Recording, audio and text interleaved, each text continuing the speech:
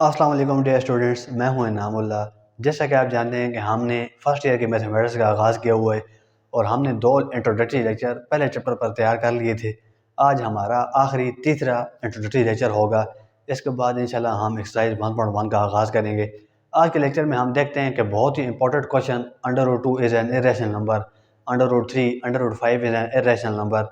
ये हम कैसे प्रूव कर सकते हैं? हमें तो पता है कि √2, √3, √5 एंड √n ये इरेशनल नंबर है, लेकिन हमने प्रूव करने हैं और हम किस तरह प्रूव कर सकते हैं ये मैं यहाँ पे लिखा है, आपको साथ समझाता हूँ। किसी किसी को मसला हो तो फिर आपने लाजमी कमेंट सेक्शन में पूछ लेना है। तो prove that √2 is an irrational number, कि √2 एक इरेशनल नंबर, हमने ये प्रूव करना है। तो मैंने कुछ चीज़ें सपोज की हैं। देखिए, हमें पता है √2 इरेशनल नंबर है, लेकिन फिर हमें प्रूव करने के लिए कोई खुद से हमने सपोजिशन करनी होगी। हम सपोज करते हैं कि suppose that √2 is a rational number. √2 है तो इरेशनल, लेकिन हम सपोज करते हैं कि ये क्या है, एक रेशनल नंबर है। तो अगर ये रेशनल नंबर है तो इसको so that it can be written in the form of p/q, तो फिर इसका मतलब है इसको p/q की शक्ल में हम लिख सकते हैं। ज़ाहिर सी बात है, अगर रेशनल नंबर तो वही होता है जिसको हम p/q की शक्ल में लिख सकते हैं। तो and also suppose p and q are coprime. तो दो चीज़ें हम सपोज कर रहे हैं। पहली चीज़ कि √2 रेशनल नंबर है और इसको हम p/q की शक्ल में लिख सकते हैं। दूसरी चीज़ हम सपोज कर रहे हैं कि P और Q को प्राइम है। अब हमने ये जो सपोज किया है, आगे हम जो काम करेंगे, अगर हमारी सपोजिशन रॉन्ग हुई, हमने जो सपोज किया वो गलत आ गया, तो इसका मतलब जो क्वेश्चन में लिखा हुआ है कि √2 इज एन इरेशनल नंबर, वो ठीक होगा। जो हमने सपोज किया है वो गलत है। हमने क्या सपोज किया है कि √2 एक रेशनल नंबर है, तो हमने जो सपोज करेंगे वो गलत होगा और जो क्वेश्चन में है वो ठीक होगा।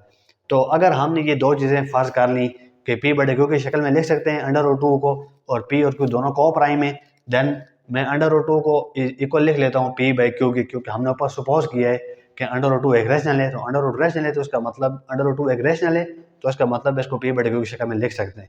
अब मैंने दोनों तरफ स्क्वायर ले लिया, स्क्वायर लिया, एक ये जो स्क्वायर है √रूट से कैंसिल हो जाएगा तो सिर्फ 2 रह जाएगा, और p का स्क्वायर p² और q का स्क्वायर q² आ जाएगा। अब यहाँ से मैंने p² की वैल्यू निकालनी थी, q² को मैं इधर उधर ले गया और 2 को इधर आगे डिवाइड कर दिया। अब यहाँ पे देखें p² डिवाइडेड बाय 2। अब मैंने यहाँ पे लिखा है as p² is divisible by 2, कि p² डिविजिबल बाय 2 है। इट मीन्स, इसका मतलब है p is also divisible by 2, कि p भी डिविजिबल बाय 2 होगा। ये कैसे? देखें, फॉर एग्जांपल हमारे पास 4 का स्क्वायर अगर डिविजिबल हो 2 के, तो फिर 4 भी तो डिविजिबल बाय 2 होगा ना। ये देखें, अगर 4 स्क्वायर हमारे पास 4 का स्क्वायर डिविजिबल बाय 2 है, तो इसका मतलब 4 भी डिविजिबल बाय 2 हो सकता है। एक और एग्जांपल ले लेते हैं। अगर 36 का स्क्वायर हमारे पास डिविजिबल बाय 6 है, तो फिर इसका मतलब है कि 36 भी डिविजिबल बाय 6 होगा। तो ये चीज़ मैंने यहाँ पे की कि अगर p² डिविजिबल बाय 2 है तो p भी तो डिविजिबल बाय 2 है ना। ये मैंने यहाँ पे लिख दिया। और क्यों लिखा, आगे कहते हैं, फिर मैं इसको समझाता हूँ। अब यहाँ तक हो गया, इसको मैंने इक्वेशन नंबर 1 का नाम दे दिया। अब मैं लेट कर लूँगा कि ये जो p है ये 2m के इक्वल है। 2m के इक्वल लेट कर लिया। अब इसको हम इक्वेशन 1 में पुट करते हैं, तो q² इज इक्वल टू, ये देखें ये लिखा हुआ है p², तो मैंने p² की जगह 2m वैल्यू पुट कर दी, 2m का स्क्वायर ओवर 2। अब q² एज इट इज 2 का स्क्वायर 4, m का स्क्वायर m² डिवाइडेड बाय 2। अब इसको ये देखें, 2 1 जार 2, 2 2 जार 4, यहाँ से मैं इसको कैंसिल कर लेता हूँ। 2 1 जार 2, 2 2 जार 4, तो क्या रह जाएगा, 2m² रह जाएगा। अब यहाँ से मैंने m की वैल्यू निकालनी थी, तो 2 को मैं इधर लेके डिवाइड कर दूंगा, तो ये 2 मल्टीप्लाई हो रहा था m² के साथ, q² के साथ इधर आके ये डिवाइड हो जाएगा। अब फिर यही बात कि q² is divisible by 2, it means q is also divisible by 2। यही बात कि अगर q² डिविजिबल बाय 2 है तो इसका मतलब q भी डिविजिबल बाय 2 है। तो ये दो चीज़ें लिखने का क्या मकसद है? देखें, हमने क्या फर्ज किया था, हमने ये सपोज किया था, फर्ज किया था कि p और q को प्राइम होते हैं। तो को प्राइम क्या होते हैं? को प्राइम मैंने इस पर वीडियो बनाई हुई है कि को प्राइम क्या होते हैं, वो लिंक डिस्क्रिप्शन में है, फिर आपने वो लाजमी देखना है। अच्छा, को प्राइम क्या होते हैं? ऐसे नंबर, ऐसे दो नंबर जिनका अगर हम फैक्टर लिखें दोनों के, और उन दोनों फैक्टर के अंदर सिर्फ 1 ही कॉमन हो, तो वो को प्राइम होते हैं। यानी ऐसे दो नंबर जिन पे सिर्फ 1 का टेबल ही जाता हो और कोई टेबल में ना जाता हो, तो वो को प्राइम नंबर होते हैं।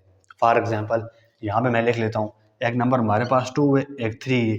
मैं 2 के फैक्टर लिखता हूँ 1 और 2, और दूसरी चीज़ मैं लिखता हूँ 3 के फैक्टर 1 और 3। अब ये दो नंबर को प्राइम है या नहीं, तो ये को प्राइम है। क्यों? क्योंकि इनके अंदर वन नहीं है एज ए कॉमन फैक्टर है, यानी इन दोनों का वन ही कॉमन फैक्टर है। इन दोनों पे वन ही टेबल जा सकता है, वन के ही, और कोई टेबल इन दोनों पे नहीं जा सकता। तो हमने ये लेट किया था कि पी और क्यू क्या है, को प्राइम है, यानी इन पे और कोई टेबल नहीं जाएगा, सिर्फ वन का जाएगा। तो यहाँ तो हमने ये हमारे पास आ गया है कि पी भी डिवाइड हो रहा है 2 के साथ और क्यू भी डिवाइड हो रहा है 2 के साथ।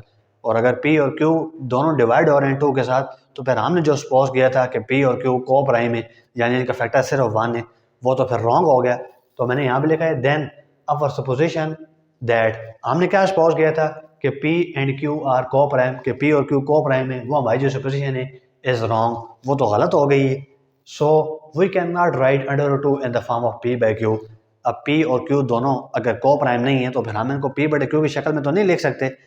और so if we can not write under root 2 as P over Q, अगर हम अंडर रूट 2 को पी बाई क्यू की फॉर्म में नहीं लिख सकते, then under root 2 is an irrational number, तो फिर अंडर रूट 2 रैशनल नहीं बल्कि इरेशनल नंबर होगा। तो इस तरीके से ये हम क्वेश्चन को प्रूव करेंगे। बिल्कुल इसी तरीके से अंडर रूट 3 और अंडर रूट 5 वाला है, अंडर रूट 3 और अंडर रूट 5 में से मैं दोनों में से एक करवा देता हूँ, फिर आपने एक खुद करना है, वो मैं समझाऊंगा। परेशान आप नहीं होना, कोई मसला हो तो आपने फिर कमेंट करना है। हाँ जी, तो ये देखें अंडर रूट 3 वाला मैंने कर दिया, prove that under root 3 is an irrational number. देखें सब वही सपोजिशन है, जहाँ पे पिछले क्वेश्चन में 2 लिखा हुआ था वहाँ पे 3 लिख दिया। देखें अंडर रूट 3 को हम पी बटे क्यू की शक्ल में लिख सकते हैं, स्क्वायर लेंगे तो ये हमारे पास 3 आ जाएगा। अब पी स्क्वायर डिविजिबल बाई 3 है, तो इसका मतलब पी भी डिविजिबल बाई 3 होगा। सिंपल वही मेथड है। देखें यहाँ पे मैंने वहाँ पे पी 2m के इक्वल लेट किया था, यहाँ पे 3m के इक्वल लेट करेंगे। 3m का स्क्वायर वो 9, ये कैंसिल होगा। देखें क्यू स्क्वायर 3 के डिविजिबल बाय, तो इसका मतलब क्यू भी डिविजिबल बाय 3 होगा। तो फिर हमने जो सपोज किया था पी और क्यू, वो तो रॉन्ग हो गया। तो फिर इसलिए अंडर रूट 2 फिर हमारे पास एक इरेशनल नंबर होगा। बिल्कुल इसी तरीके से अंडर रूट 5 वाला है, वो भी मैं आपको करके बता देता हूँ ताकि कोई किसी किस्म का मसला ना रहे। हाँ जी, तो बिल्कुल इसी तरीके से अंडर रूट 5 वाले भी करवा दिए। देखें जहाँ पे अंडर रूट 2 या अंडर रूट 3 था, वहाँ पे अंडर रूट 5 आ गए। पहले क्वेश्चन में जहाँ पे 2 था, वहाँ पे मैंने दूसरे क्वेश्चन में 3 पुट किया, और दूसरे क्वेश्चन में जहाँ पे 3 था वहाँ पे 5 पुट कर दिए। देखें अंडर रूट 5 का स्क्वायर दोनों तरफ स्क्वायर लेंगे, ये सारा हमारे पास आ जाएगा इस तरीके से। अब वहाँ पे पी स्क्वायर डिविजिबल बाई 2 और 3 था, यहाँ पे डिविजिबल बाई 5 आ जाएगा। बिल्कुल इसी तरीके से वहाँ पे 2m और 3m लेट किया था, यहाँ पे 5m लेट करेंगे, वैल्यू पुट करेंगे, कैंसिल करेंगे, क्यू स्क्वायर से भी डिविजिबल बाई 5 हो जाएगा। तो फिर हमने जो सपोज किया था कि अंडर रूट 5 एक रेशनल नंबर है, तो वो तो रॉन्ग हो जाएगा। तो फिर ये प्रूव हो जाएगा कि अंडर रूट 5 एक इरेशनल नंबर है। अपनी तरफ से मैंने कोशिश की है समझाने की, और उम्मीद भी करता हूँ समझ आ गया होगा। फिर भी अगर किसी किस्म को मसला है तो फिर आपने कमेंट सेक्शन में ज़रूर पूछना है, ताकि आपको सही समझ आ जाए।